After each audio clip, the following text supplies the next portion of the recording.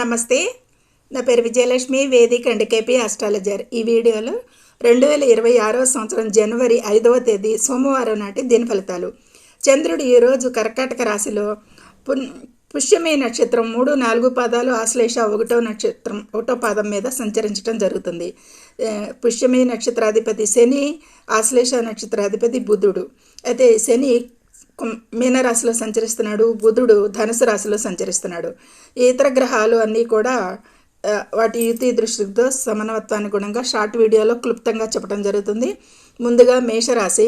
వృత్తిపరంగా మార్పులు వస్తాయి ఈరోజు వీరికి. కుటుంబ వ్యవహారాల్లో కాస్త భావోద్వేగంగా ఉంటారు అనేది చెప్పచ్చు. ధైర్యంగా నిర్ణయాలు తీసుకుంటారు వృషభ రాశి వారు. సోదరులతో ఉన్న మనస్పర్ధలు అయితే ఈరోజు తొలగుతాయి అనేది చెప్పచ్చు.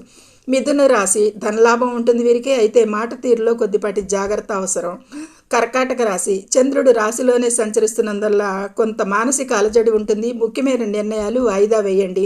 ఈ కర్కాటక రాశి. సింహరాశి వారికి ఖర్చులు పెరుగుతాయి. వ్యయస్థాన సంచారానికి అనవసర ప్రయాణాలు వాయిదా వేయండి ఈరోజు. కన్యారాశి వారికి ఆదాయం బాగుంటుంది. మిత్రుల సహకారాలు ఉంటాయి ఈరోజు.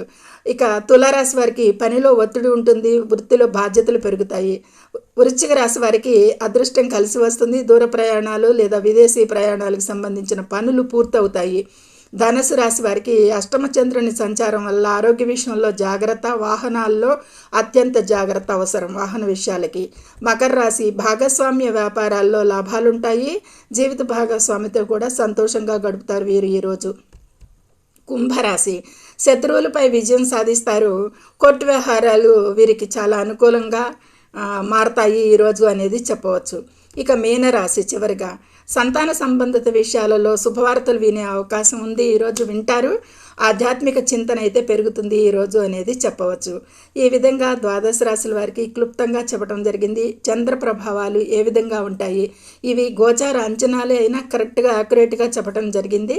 అయితే జన్మ జాతకాన్ని బట్టి కొద్దిపాటి మార్పులు ఉంటాయి. వారికి ఆ దశలు అంతర్దశలు జరుగుతున్న వాటి రాశులు ఇవే స్థితిగతులు ఉన్న వారికైతే యాక్యురేట్గా ఉంటాయి ఫలితాలు అనేది చెప్పవచ్చు.